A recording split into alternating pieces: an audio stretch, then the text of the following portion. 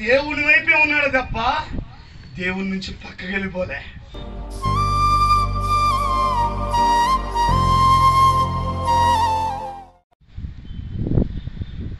తండ్రి కుమార పరిశుద్ధాత్మలు మాట్లాడుకుంటున్నారు. ఇదిగో ఆదాము జారిపోయాడు, ఆదాము వేరైపోయాడు. ఆదామును సంపాదించడానికి ఎవరు వెళ్తారు భూమి మీద కంటే? యేసు ప్రభు వచ్చాడు. వచ్చామన్నాడు, నేను వెళ్తానన్నాడు. నువ్వు భూమి మీదకి వెళ్తే నీకు ఏంటి, నీకేమైనా సన్మానాలు చేస్తారనుకున్నావా? ముళ్ళ కిరీటం పెడతారు. నిన్నేం చేస్తారు? హింసిస్తారు, నిన్ను వ్యాధుల పాలు చేస్తారు. ఏమైతున్నా ఏమి జరుగుతున్నా ఇదిగో తండ్రిని సంతోష పెట్టడం కోసం మేకులు కొడుతున్నా, కాళ్ళలో మేకులు దిగుతున్నా, పక్కలో బల్లెపోటు పొడుస్తున్నా ఆయనకి ఏం ప్రాముఖ్యమే తెలుసా? తండ్రి యొక్క చిత్తం చేయడమే.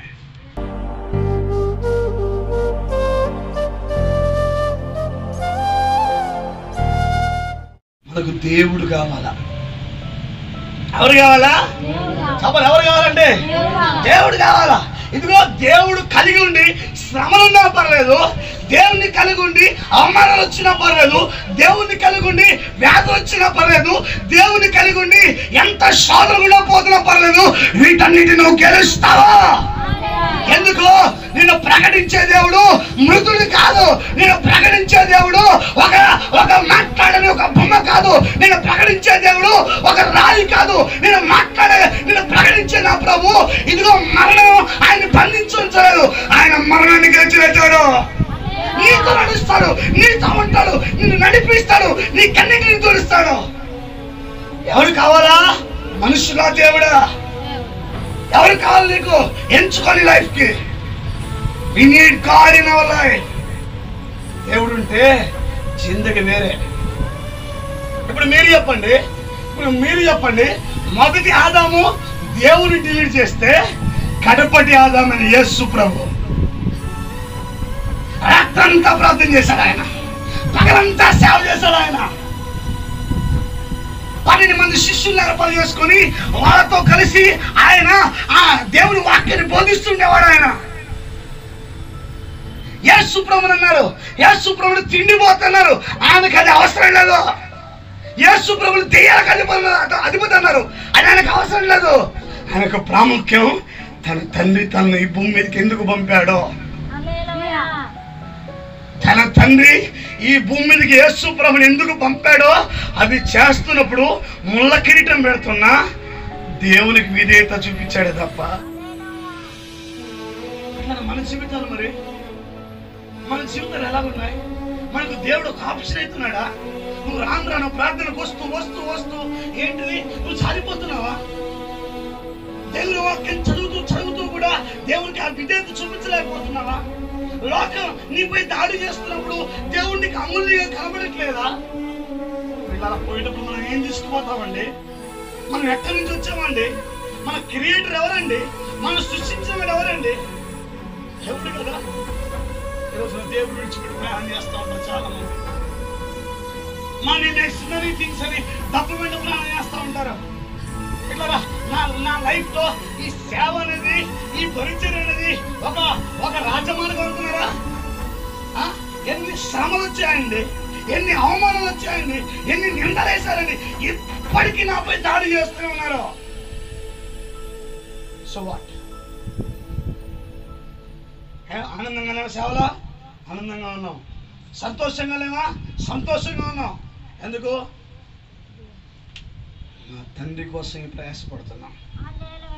ఇది మా అమ్మకి ఇష్టమైనా లేకపోయినా పర్లేదు, నా స్నేహితులకు ఇష్టం లేకపోయినా పర్లేదు, నా తండ్రి దీన్ని ఒకరోజు ఘనంగా ఎంచుతాడు. ఎదుగో నేను నా పొట్ట కొడు కోసం నేను బతకట్లా. ఎవరి కోసం బతుకుతున్నాను? నా తండ్రి చిత్తం చేయడం కోసం ఈ భూమి మీద జీవిస్తున్నా సాటిస్ఫాక్షన్ నాకుంది. నీ లైఫ్లో దేవుడు మీకు అమూల్యంగా కనబడుతున్నాడా? చాలామంది దేవుడు చర్చికి వస్తారు కానీ వాళ్ళ లైఫ్లో దేవుడు ఉన్నాడు, వాళ్ళ జిందగీలో దేవుడు కనపడ్డాడు. దేవుడికి స్థానమే ఉండదు.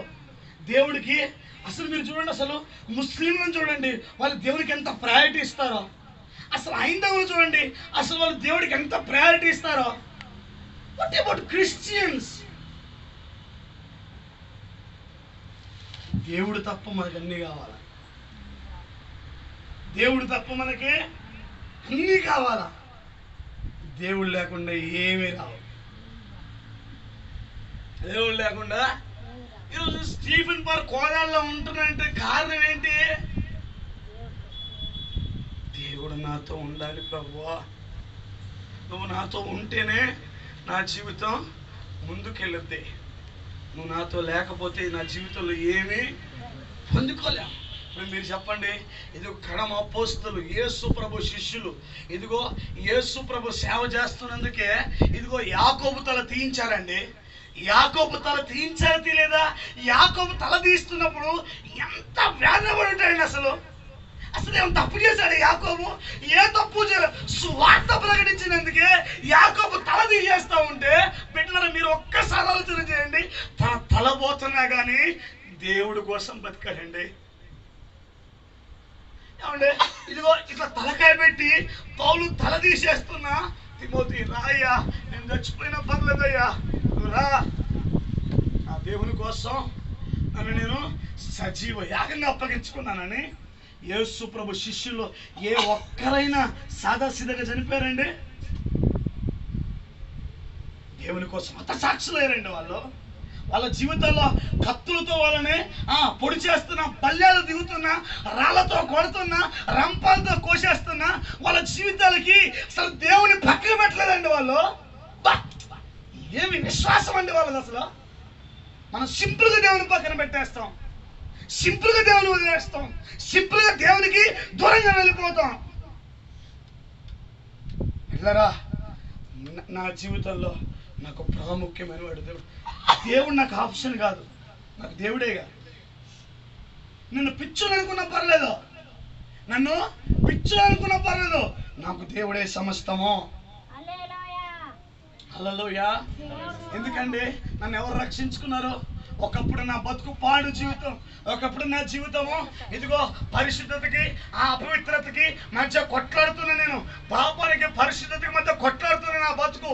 ఒకప్పుడు ఇదే కోదాట్లో ఒక వంకర జీవితం జీవించానండి. అలాంటి నా బతుకును మార్పులోకి తీసుకొచ్చిన వాడు యేసుక్రీస్తు కదా. ఆయన కదా నా బతుకును మార్చింది. నేను ఆయన కోసం కదా బతకాల్సింది. ఆయన కోసమే బతుకుతా, ఆయన కోసమే జీవిస్తా, అవసరమైతే ఆయన కోసమే చనిపోతా. డజంట్ మ్యాటర్ నా చుట్టూ ఏం జరుగుతున్నా, ఏమైపోతున్నా, నన్ను ఎన్ని నిందల పాలు చేస్తున్నా, ఎంత అవమానాలు జరుపుతున్నా, ఒకటి దేవుడు నాకు అమూల్యమైన వాడు. నీకున్నాడు అమూల్యంగా. కష్టాలు వస్తున్నప్పుడు, శ్రమలు వస్తున్నప్పుడు, ఇబ్బందులు వస్తున్నప్పుడు మీరు చెప్పండి, యోబుని ఏమన్నారండి? యోబు ఏమంటాడండి? యోబు ఏమంటాడు? ఇదిగో గాడిదలు పోగొట్టుకున్నాడు, యోబు ఒంటెలు పోగొట్టుకున్నాడు, యోబు ఆస్తిని పోగొట్టుకున్నాడు. యోబు ఏమంటాడండి? యెహోవా ఇచ్చెను, యెహోవాయే తీసుకొని పోయానని. అసలు ఎంత దేవునికి ఎరుగునండి. ఇదిగో ఆ యోబును మర్చిపోయిన దేవుడు నిన్ను మర్చిపోతాడా? నీకు వస్త్రాలేడా? నీకోసం ప్రాణం ఇచ్చాడు కదా, నీకు ఇల్లు కదా. ఏమండి ఆదాము గురించి ఏదైనా తోటలో ఆదాము ఆలోచించుకున్నాడా? చెప్పాలి. ఆదాం ఎప్పుడైనా కదా నాకు భార్యని అని? ఆదాంకి మేడం ఎవరు ఇచ్చారు? చెప్పాలా? చెప్పాలా? మనకి ఎవరు ఇస్తారు? చెప్పాలి మీరు. ఏటిల్లో పాటి అందరి కార్యాలు చూస్తాము, సొంత కార్యాలు చూస్తాము, దేవుని కార్యాలు మనం చూడొద్దా? బిడ్డలారా మీరు జాగ్రత్తగా చూడండి ఒకసారి. ఇదిగో దేవుని కలిగి నువ్వు శ్రమల గుండా పోయినా ఒకరోజు ఎత్తబడే గుంపులో ఉంటావు. హల్లెలూయా. ఈరోజు నవ్వుతున్న వాళ్ళు దేవునికి దూరంగా ఉండి తాగుతూ, దేవునికి దూరంగా ఉండి వ్యభిచారం చేస్తూ, దేవునికి దూరంగా ఉండి ధనాన్ని లోక పాపాలకు వాడుతున్నా వీళ్ళంతా ఒకరోజు ఏడ్చే కాలం రాబోతుంది. అందరూ ఏడ్చే కాలం రాబోతుంది. నా ప్రభు ఇదిగో మొదటిసారి ఎలాగొచ్చాడో రాజుగా రాబోతున్నాడు. ఒకరోజు ఏడుస్తారు. దేవుణ్ణి పక్కన పెట్టేసి మందిరానికి వస్తూ, చర్చికి వస్తూ, దేవుని దగ్గరికి వస్తూ కూడా దేవునికి దూరంగా అయిపోయిన వాళ్ళు ఒకరోజు ఏడ్చే కాలం రాబోతుంది. కానీ దేవుని కోసం నువ్వు ప్రయాసపడుతున్నావు, దేవుని కోసం నలిగిపోతున్నావు. దేవుని కోసం నువ్వు ఏంటి నీ జీవితంలో వేదన పరిస్థితులు ఉండబోతున్నావు. అయితే నీ కన్నులు తోడబడే రోజు ఒక రోజు ఉంది. ఒకరోజు మనకు జీవ కిరీటం ఉంది. ఈ 3 నెలలు ముస్తే కదండి జీవితం, అనా ఇదేనా? 3 నెలలు ముస్తే కదండి. ఇప్పుడు కనబడే రేపు అట్లా మాయమవుతున్నారు. మొన్న అట్లా గాలి లేసిపోయింది నా ప్రాణం. ఏం తీసుకుపోయేటోని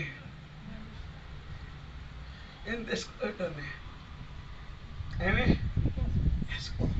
కానీ నాతో నా ప్రభు వస్తాడు. పిల్లరా, మన జీవితంలో దేవుడు అమూల్యమైన వాడు.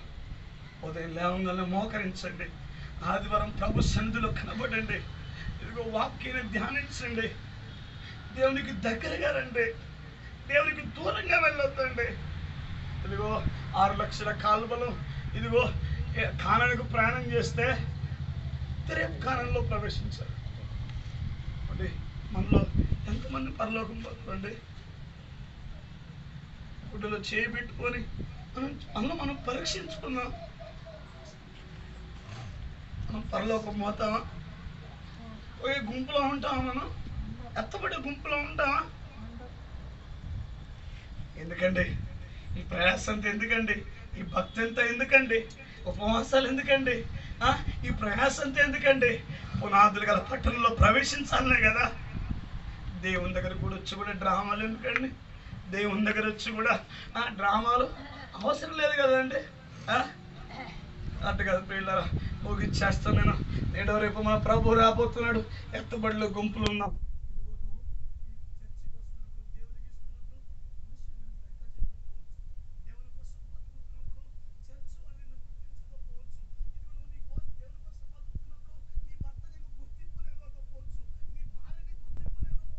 నీ పాస్టర్ గారిని గుర్తించకపోవచ్చు, లాక నిన్ను గుర్తెరగపోవచ్చు. బిడ్డ, ఇదిగో కన్నులు ఉన్నవాడు ఒక ఆయన చూస్తున్నాడు.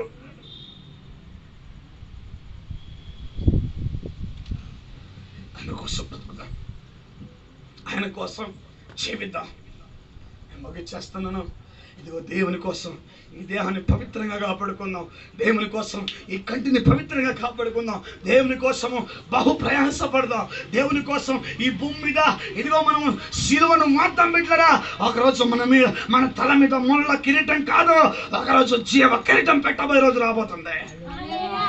హల్లెలూయా, హల్లెలూయా. ఎంత నలిగిపోయినా ఏం కాదు బిడ్డ. ఇదిగో నీ కన్నిటిని తుడుస్తాడు ఆయన. నీకు ఉన్నతమైన భవిష్యత్తుని ఇస్తాడు ఆయన. నీ జీవితాన్ని విడిచిపెట్టాడు బిడ్డ. యోసేపును వదిలేస్తాడా? దానియేలును వదిలేస్తాడా? నిన్ను వదిలేస్తాడు అనుకున్నావా?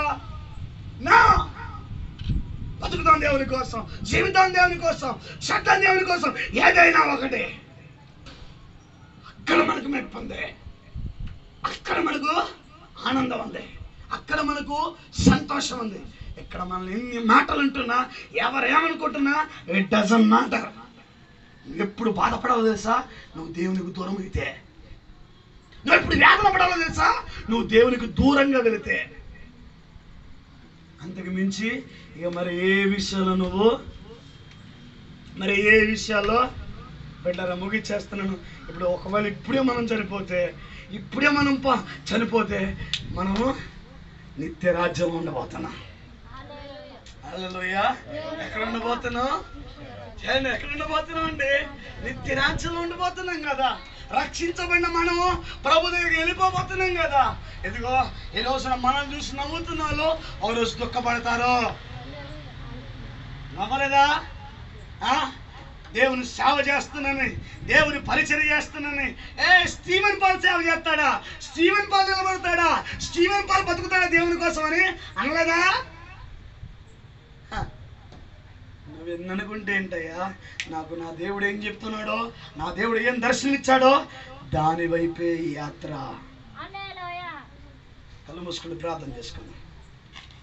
Let us close our assembly and pray.